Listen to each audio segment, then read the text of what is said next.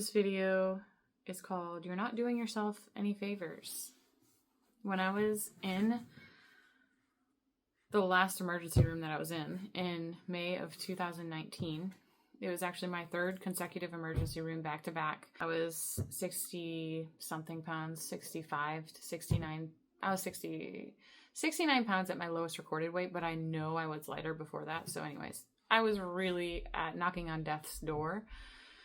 And this was the emergency room that really I had a breakthrough. I had decided to go carnivore one more time. I got in touch with the chef in the kitchen. I was throwing away all the food they were sending me and eating only carnivore. And then I miraculously gained 4 pounds for the first time in years. My ulcerative colitis symptoms went away, and that was vomiting and blood in my stools. And the doctor said, go home and do your weird all meat diet. And really what was the catalyst of this switch was a surrender and heart posture.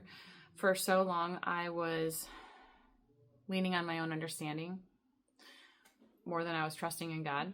And the ketogenic diet had become an idol.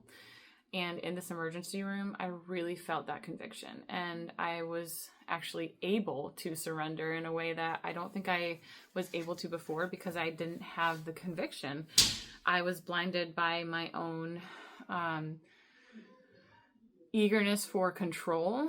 Obviously, I was trying to save my own life. I was trying to survive. I was definitely in chronic fight-flight mode. But the fact is, I made the ketogenic diet an idol before God. And God was like, nah. And so I had to drop all the tracking and all the supplements and all the chasing ketones, all my favorite keto treats that were honestly comfort food. And I had developed a binge eating disorder with them. So anyways, tried carnivore, it worked.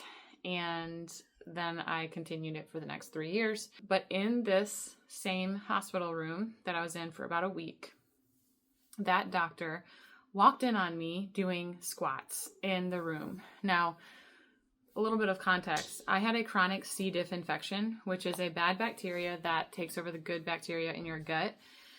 That's why I got down to 69 pounds. I had already had 3 fecal transplants. The CDiff kept taking back over. It was seated in my gut. And they said, you're going to have to remove your colon. You're going to have to be hooked up to a feeding tube. And then I did the carnivore diet and it worked. But I'll never forget. So I'm isolated is my point. I had CDiff, which means I am isolated in my own room. Anyone who walks in the room has to have they're fully suited. They have to have a cap, a gown, booties, gloves. They're fully covered because CDiff is, you can catch it. It's something that you can pick up from little kids who often carry it. I don't know how I got it. Anyways, the doctor walked in on me doing air squats. This 69-pound girl who's obviously in full fight-flight traumatized mode. And she's like, you're not doing yourself any favors. I was like, that really hit me really hard. And I'm very grateful for her saying that to me. She said nothing else. She walked out. I definitely continued to do them after that. But it still hit me really hard. So the reason that I was doing squats is because I was constantly in fight-flight mode, which means my adrenaline and cortisol were constantly elevated, which would flood my system with glucose, and that would give me a drive to deal with that. The adrenaline, the glucose, you need an outlet. So in a healthy context, actually doing squats is a great idea, but for someone who is 69 pounds fighting for their own life, it's not doing me any favors. I should have been doing more breath work. I should have been doing something else to get the adrenaline down to deal with it. And so I just really needed to hear that. And I want to challenge you with this. I hope you're not 69 pounds. I hope you're not in the same boat. But a lot of you watching my channel or watching this video right now have specific challenges in your life that perhaps you are pressing in too hard in the wrong direction. Perhaps you are sacrificing patience and trying to get a quick fix, and you're not doing yourself any favors with whatever you're trying. This could be someone who's using GLP-1s who shouldn't be using GLP-1s. This could be someone who's just going super low fat. This could be someone who is over-exercising.